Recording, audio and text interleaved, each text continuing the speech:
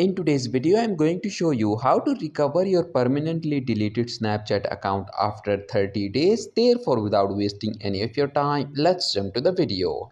If you have deleted your Snapchat account and 30 days have passed, then it means that Snapchat account is now permanently deleted. And in order to recover such permanently deleted Snapchat account, what you need to do is to open your internet browser.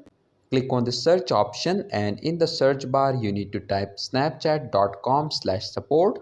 Click on search. Scroll down and click on this contact us option. Select the second option, I cannot access my account, and then select the first option.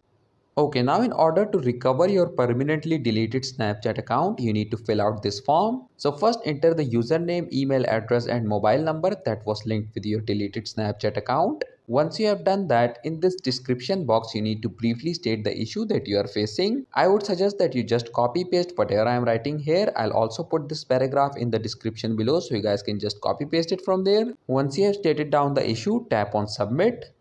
And after you click on submit, within the next 24 hours, your deleted Snapchat account will be recovered.